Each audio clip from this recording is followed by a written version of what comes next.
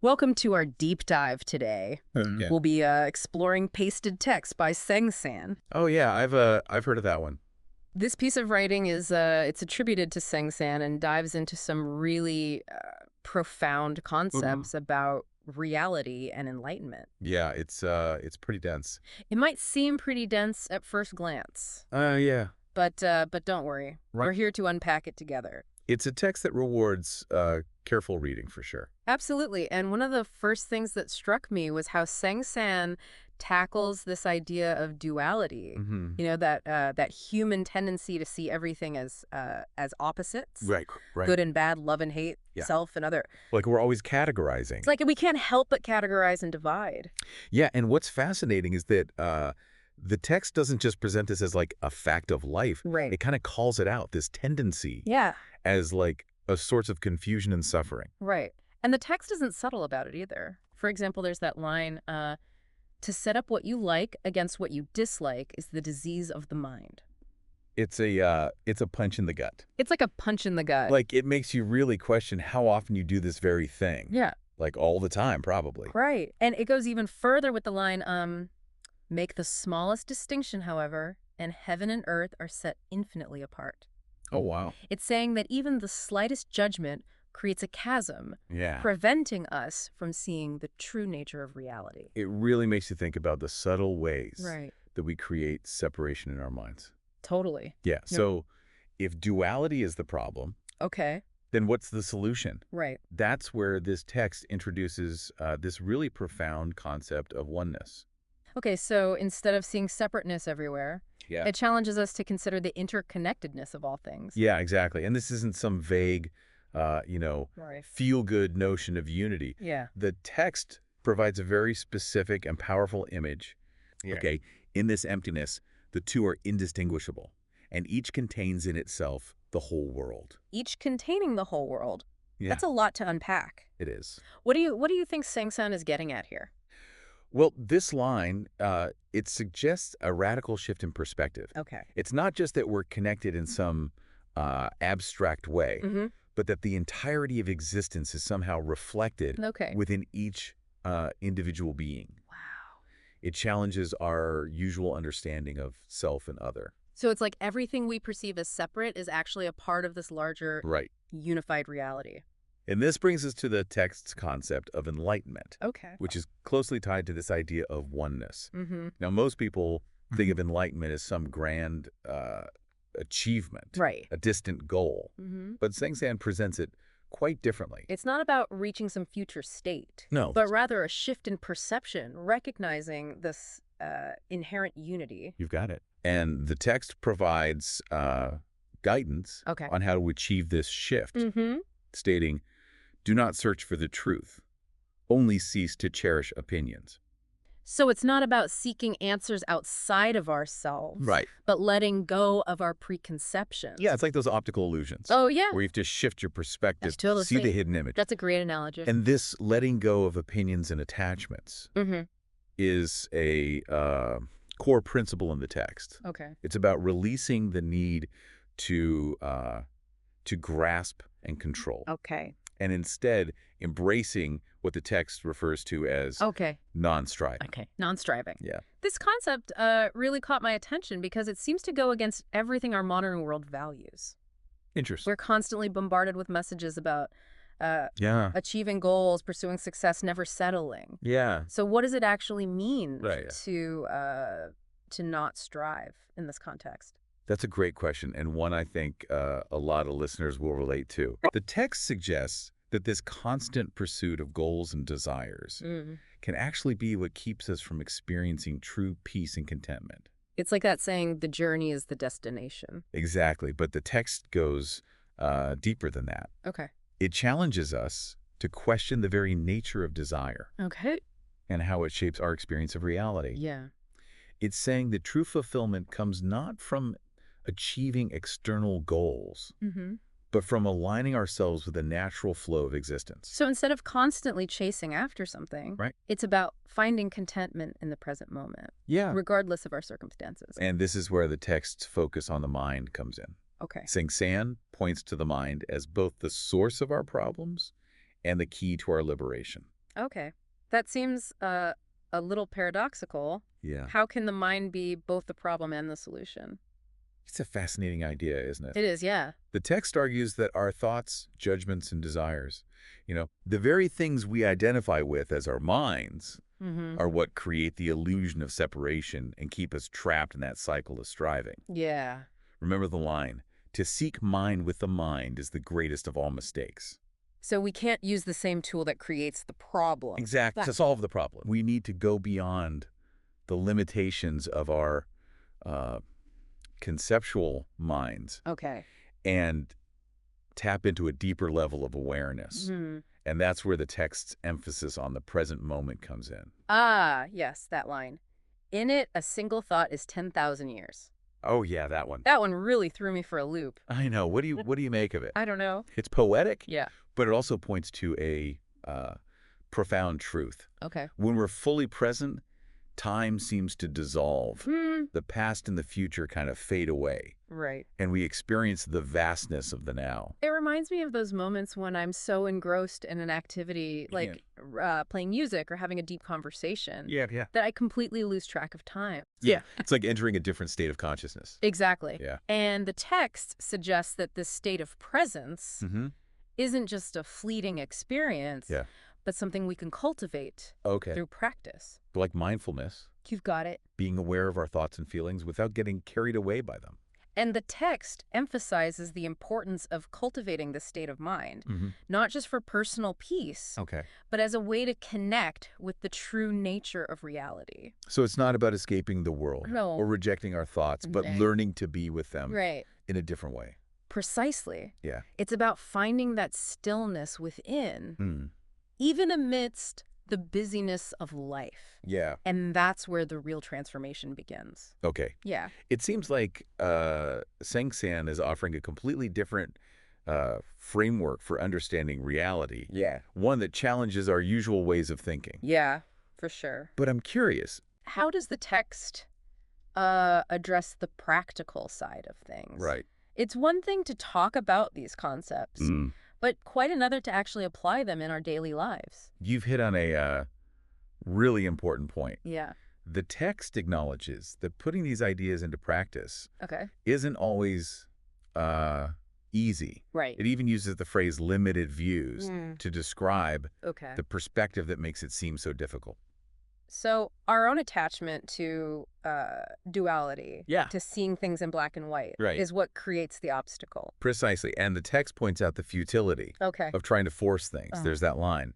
The faster they hurry, the slower they go, and clinging cannot be limited. Okay. It's like trying to hold onto water. Right. The tighter you grasp, Mhm. the more it slips through your fingers. I can relate to that feeling of trying too hard to achieve something. Right. And ending up further away from the goal. Yeah. It's like when you desperately need to sleep. Yeah. But the more you try to force it, Right. the more awake you become. That's a perfect example. The text even cautions against clinging to the idea of enlightenment itself, Oh, wow. stating even to be attached to the idea of enlightenment is to go astray. So even the desire for enlightenment Yeah. can become a barrier to actually experiencing it. Exactly. We can get so focused on achieving some future state of enlightenment Mm-hmm. that we miss the present moment entirely. Right. It's like being so busy searching for happiness Yeah. that we forget to notice the joy that already exists in our lives. So instead of chasing after enlightenment, Huh. the text suggests a simpler path. Right. Just let things be in their own way, and there will be neither coming nor going. Okay. It's about accepting things as they are, Yeah. rather than trying to force them into some preconceived mold. And that acceptance extends to our own nature. Okay. The text advises, obey the nature of things, your own nature, and you will walk freely and undisturbed. So true freedom comes from aligning ourselves with the way things already are, Right. rather than resisting or trying to change them. Right. It makes you realize how much energy we waste Yeah. fighting against reality instead of simply accepting and flowing with it. The text goes on to address our tendency to overthink and judge, Oh, yeah. stating, when thought is in bondage, the truth is hidden, for everything is murky and unclear, and the burdensome practice of judging brings annoyance and weariness. It's like our own thoughts Yeah. can create a fog that obscures our perception of reality. So instead of clinging to our judgments and opinions, Yeah. the text invites us to to question their validity. Yeah. It even asks what benefit can be derived from distinctions and separations. It's a radical question, Yeah. challenging us to reconsider the way we categorize and divide the world. Mm. And this leads to a surprising suggestion in the text. If you wish to move in the one way, do not dislike even the world of senses and ideas. Indeed, to accept them fully is identical with true enlightenment. That seems kind of counterintuitive. Yeah. Aren't many spiritual traditions based on the idea of detaching from the material world, from our senses and desires? That's a common misunderstanding. Okay.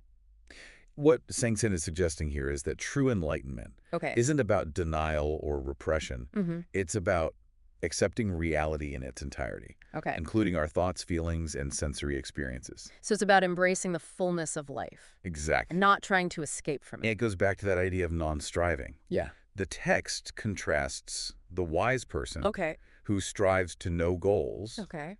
with the foolish man who fetters himself with desires and attachments. So it's our own clinging that creates the chains that bind us. Precisely. That's the world itself. And this clinging is rooted in ignorance Okay. of the underlying unity of all things. The text emphasizes that there's only one Dhamma, Okay. one truth, one reality. Okay. Distinctions, it says, arise from the clinging needs of the ignorant.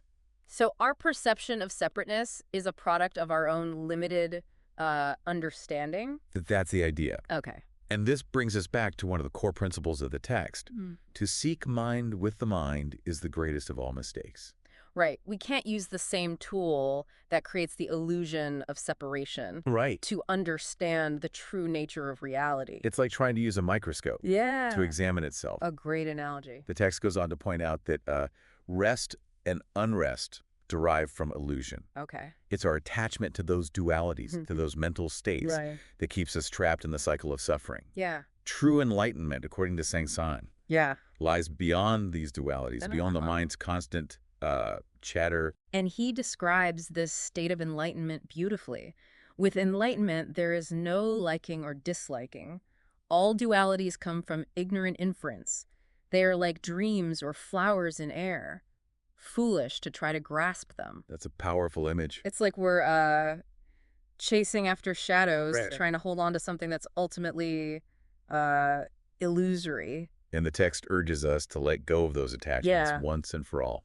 Gain and loss, right and wrong, it says, such thoughts must finally be abolished at once. It's a call for radical acceptance, Yeah. to surrender to the present moment without judgment or resistance. And this process of surrender is beautifully captured in the metaphor. Okay. If the eye never sleeps, all dreams will naturally cease. Oh, I see. It's like saying that if we awaken to the true nature of reality, Right. the illusions will dissolve on their own. And when those illusions fall away, Yeah. we're left with a clear perception of reality. Okay. The text states, if the mind makes no discriminations, the 10,000 things are as they are, of single essence. It's like we're untangling the knots of our own perceptions, revealing the simple truth that lies beneath. And the text goes on to describe this state of realization as reaching the timeless self-essence. So it's not just about changing our perspective, Right. but about a fundamental shift in our understanding of who we are. That's right. And this realization transcends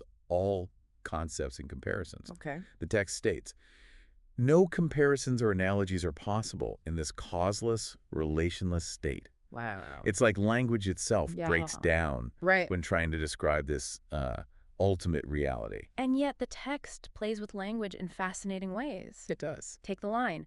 Consider movement stationary and the stationary in motion.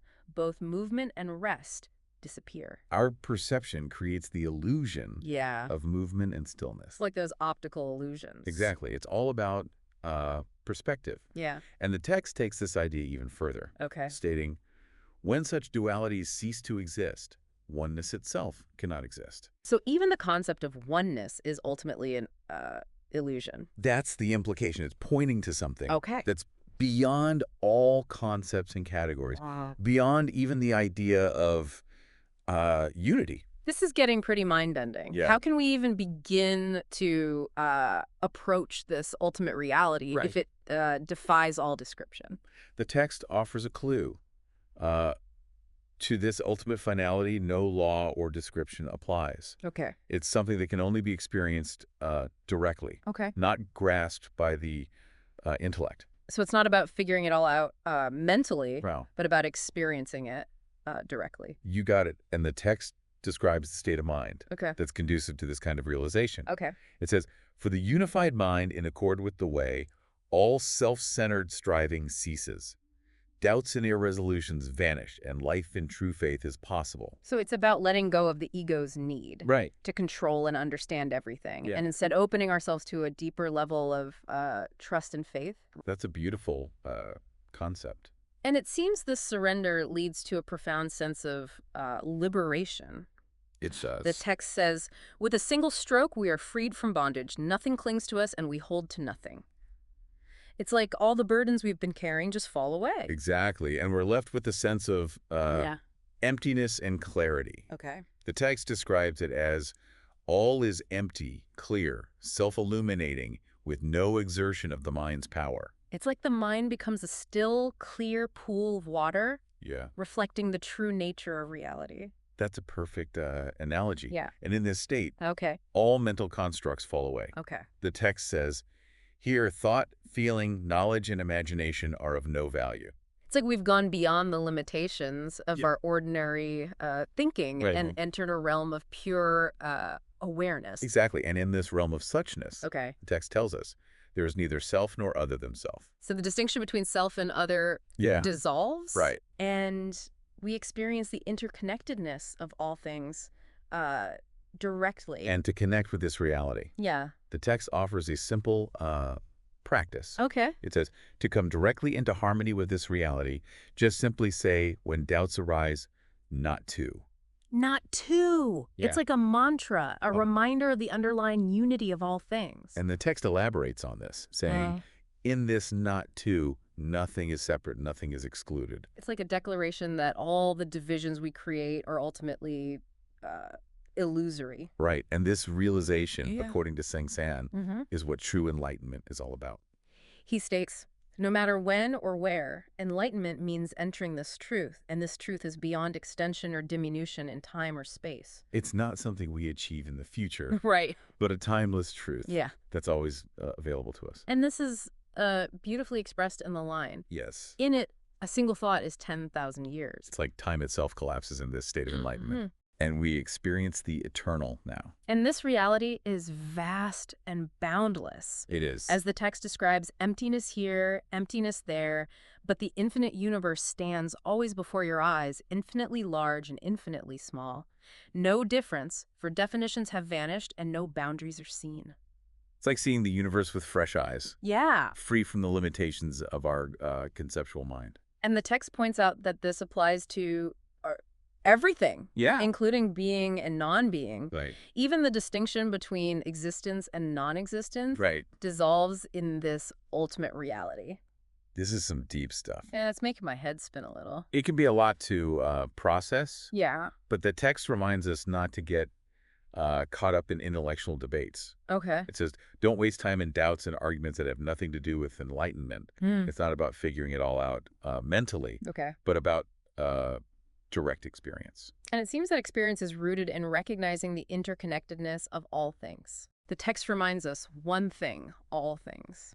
Move among and intermingle without distinction.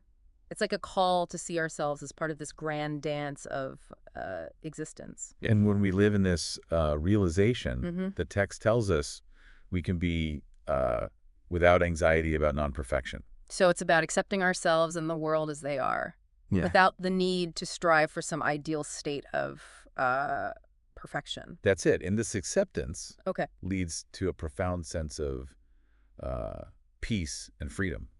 The text says, to live in this faith is the road to non-duality, because the non-dual is one with the trusting mind. When we trust in the underlying goodness of reality, the illusion of separation dissolves. That's a beautiful thought. And it seems the text is about to come to a close with the final message Santan leaves us with. He says, words. The way is beyond language, for in it there is no yesterday, no tomorrow, no today. It's a reminder that words can only point towards this ultimate reality. The true understanding comes from direct experience. Wow, it's incredible how a text written centuries ago can feel so relevant to our lives today. Yeah, yeah.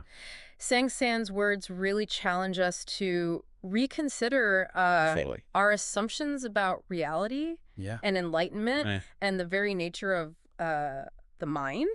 For sure. I'm still processing everything I know, it's a lot. we've discussed. Yeah, definitely a lot to absorb. Right, These aren't just like intellectual concepts, right. but profound insights that can really transform our experience of life. And I think that's what makes pasted text so compelling. Yeah. It doesn't just present these abstract ideas, Right. but it offers a path, a way of living that Right. aligns with these principles. It invites us to like embody these truths, Right. not just intellectually grasp them.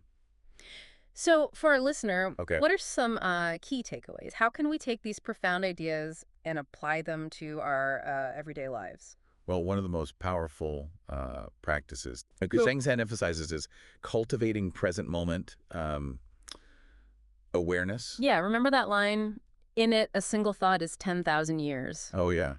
It's a poetic way of saying that when we're fully present, Right, time seems to dissolve right. and we connect with a deeper reality. So it's about bringing that mindfulness into our daily routines, Right. whether we're, Yeah. washing dishes, commuting to work, Yeah. or interacting with others. Right.